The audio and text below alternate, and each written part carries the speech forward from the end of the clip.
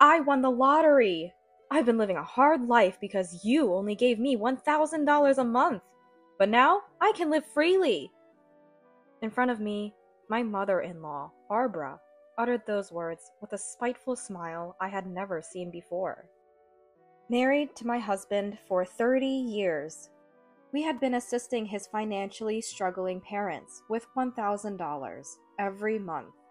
Every time we managed to scrape together the $1,000 and transfer it, mother-in-law would call to apologize and thank us. How did it come to this? The mother-in-law, who only ever talked about money in front of me, seemed like a complete stranger. My name is Nancy, and I am 47 years old. I married my childhood friend Thomas right after we graduated from high school. We both enjoy our jobs and, despite being busy, lead a happy life. We've had a good relationship with the parents-in-law since I was a child, as they had taken care of me. My own parents, now deceased, were both working when I was a child. They prepared meals for me while they were out, but as an only child, my daily routine involved playing with the neighborhood boy, Thomas. His family ran a factory, where they would welcome me warmly, saying, "Oh, Nancy, welcome! Feel free to relax here today." They took great care of me. I grew up in the countryside, surrounded by nature and a peaceful atmosphere. The elegant surroundings contrasted starkly with the parents-in-law's workplace, full of large machines I had never seen before. It was a shock at first. "Robert, what is this machine doing right now?" "This one here can freely shape things. Depending on how much force you apply, you can make whatever shape you like." My father-in-law, Robert, would reply with a smile, even during his busy workday. Barbara would serve delicious snacks during snack time. "Barbara, this treat is delicious. Thank you," I would say, and she'd respond with a pleased look. "The treats and chocolates you're eating now are made in a different factory. They're beautiful and taste perfect, right?" "Really? Machines are amazing." Even as a child, I was impressed by the precision and accuracy of machinery, far surpassing human capabilities.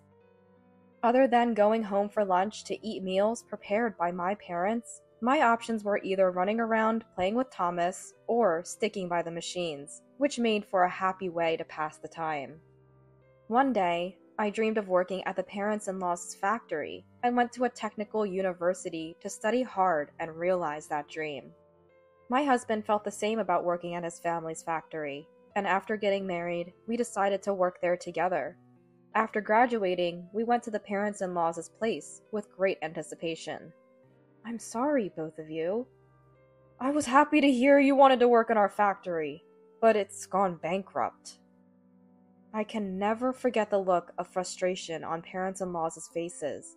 My husband and I were stunned, watching as his family home was disposed of. Eventually, as parents-in-law started apartment living, I made a decision. "Listen, I want to move to the city. There are more job opportunities there, and I want to give back to Robert and Barbara as much as I can." Initially surprised, my husband agreed. "Indeed, we want to find what we truly want to do from a range of options, while sufficiently supporting our parents," he said. Then I landed a job in the factory I had always admired, and started a part-time job on weekends to send more money to the parents-in-law. Despite the physical labor and exhaustion, working around machines I loved made me feel fulfilled. However, the factory work was surprisingly tough, something I hadn't realized as a child. Struggling to maintain physical strength, I nearly fainted from anemia due to the busyness. This led me to think about balancing work and family life. After decades of a busy life, one day, Barbara called me. "Hello?" "Hello, Nancy. Sorry to bother you when you're busy. Robert passed away recently. He had been unwell for a while. He didn't want to worry you and Thomas, so he asked not to say it was due to illness." That call made me regret not being there more. I had been too busy to visit, and was filled with a desire to make their later years comfortable.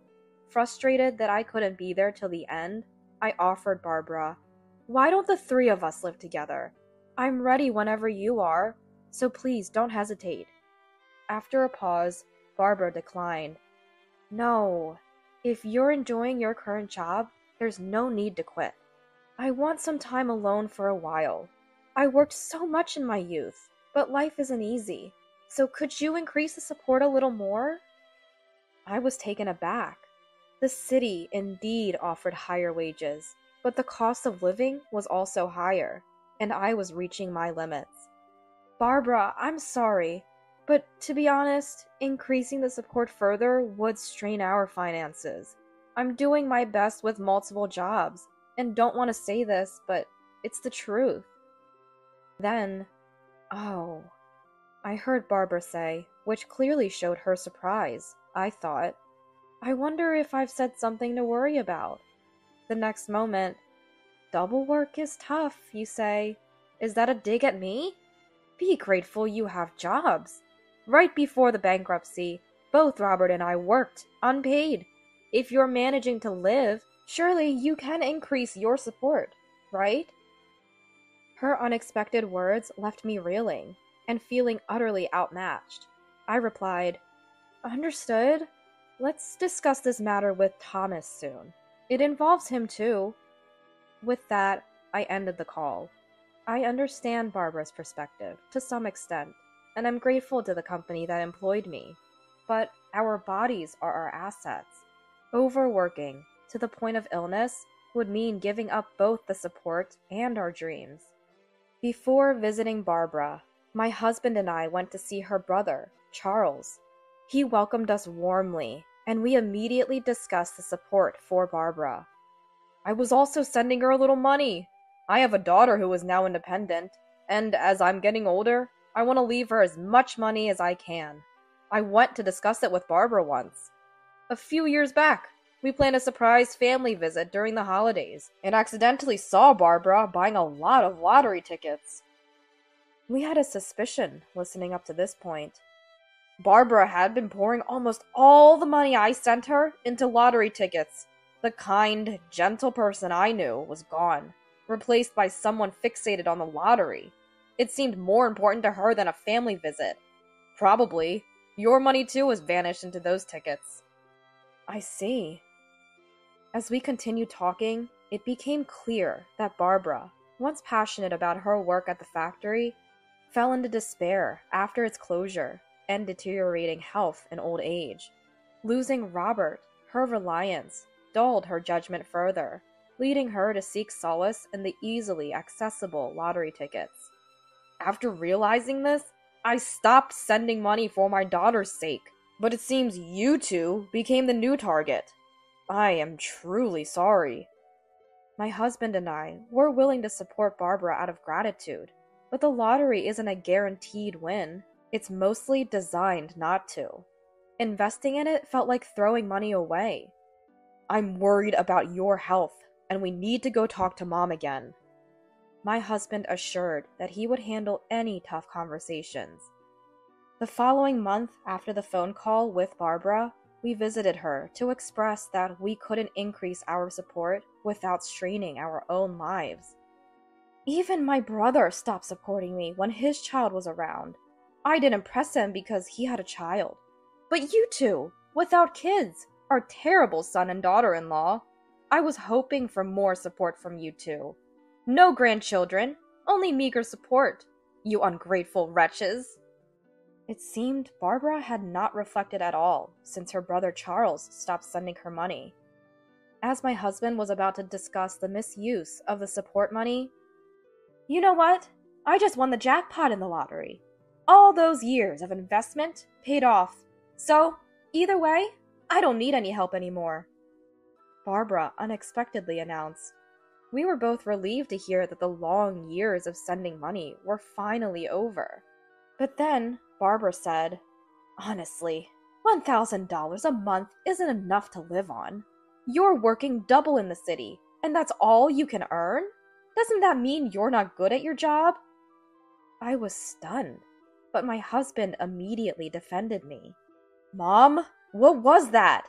Nancy admired you and has been working hard to give back, always hoping you could live comfortably rather than splurging on herself." He was furious and pleaded desperately with Barbara.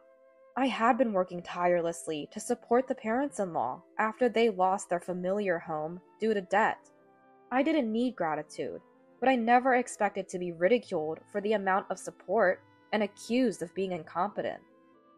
As I tried to explain why I continued to work double jobs, Barbara shouted over me, "I don't want to hear excuses. Incompetent people always make excuses. Don't act so high and mighty over such small change." Seeing Barbara mock me like that, I realized the kind Barbara I once knew was gone, and it saddened me deeply. Holding back tears, I said, "Understood. We will stop the support." I left, feeling heavy-hearted that it ended this way, but my husband's support helped me recover. Afterwards, I focused solely on my job at the factory, devoting myself to the machines and work that brought me joy. About a month later, I received numerous calls from Barbara. Panicked, I answered, thinking something had happened, only to hear, "It's a disaster! A disaster! I've started receiving notices for unpaid rent, utilities, and medical bills. At first, I didn't understand and threw them away. But then they started calling me. Is this some new type of scam targeting the elderly? But what is it, really?" I urged her to calm down and explained, "It's not a scam. We've transferred the responsibility for the rent, utilities, and medical expenses to you, since you said you didn't need our help anymore. The notices are probably because the account doesn't have enough funds." I added, "You need to sort this out quickly to avoid being evicted." On the phone, Barbara was panicking, repeatedly mentioning $1,000.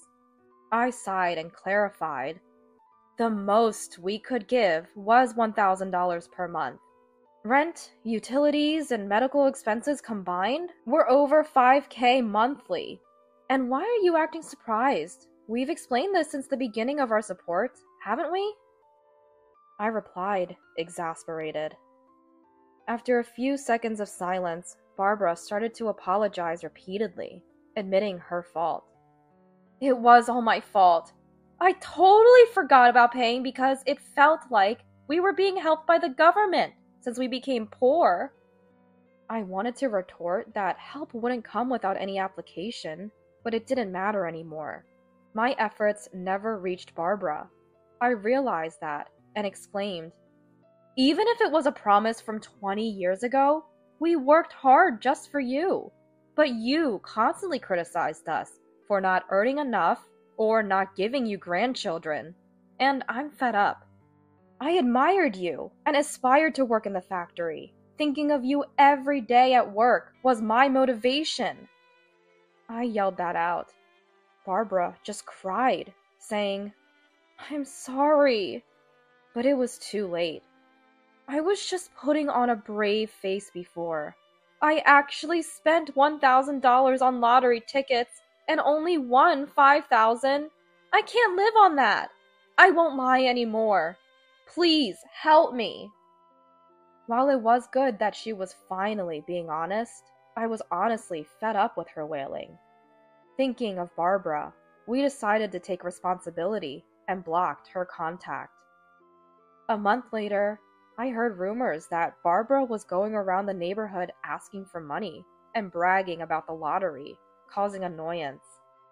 She never interacted with neighbors before due to her busy work life, but suddenly, seeking admiration and lonely, she started reaching out.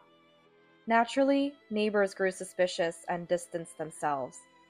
After realizing the winning amount, she desperately asked others for money, but no one entertained her pleas.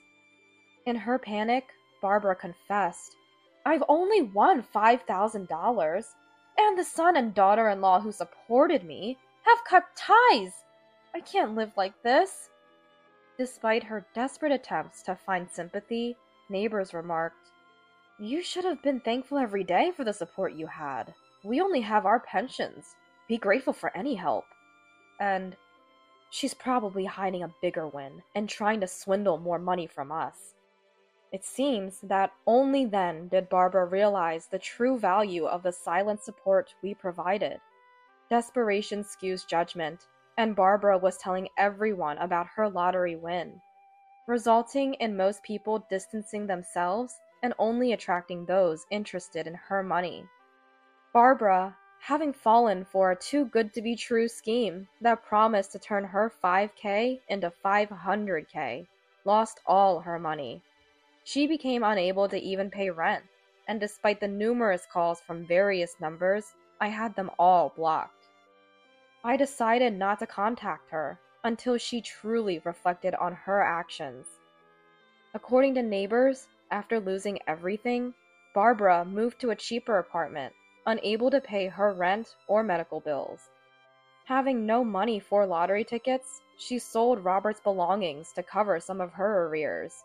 She even reported the scam to the police, but as the money was handed over in a place without surveillance cameras, the chances of catching the scammer were slim. Eventually, Barbara had to start working due to insufficient pension. She took up a part-time job aimed at seniors. Whether it was the freshness of communication with other elderly people or finding a new purpose beyond the lottery, Barbara seems to be rediscovering the joy of physical activity, the challenges of work, and the beauty of human connections.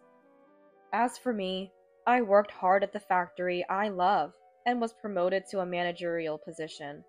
Rather, it was just that I had finally accepted the offer that I had been refusing until now.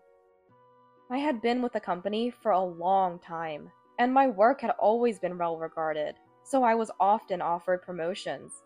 But with promotion comes more responsibility and overtime. I had been resisting promotion because double jobs were more lucrative even with overtime pay. Now, with no reason to refuse, I accepted the position, prioritizing employee safety and finding fulfillment in my work. Thanks for the hard work, everyone. Let's appreciate today, I say to the employees and machines, never forgetting the daily gratitude and ensuring the machinery is well maintained. My current position is a testament to the parents-in-law who taught me the wonder of machinery. Contemplating, I thought, my days are happy now, partly thanks to Barbara. If she's truly remorseful, perhaps I could consider restarting the support. With a readiness to be scoffed at by my husband, I voiced this thought, and he tentatively agreed, suggesting, well, we're getting on in years, too. Living together is out of the question.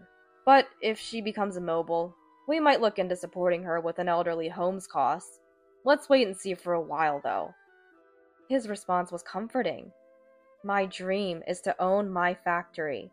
Despite everything said and done, someday I want to proudly thank Barbara for her part in my journey.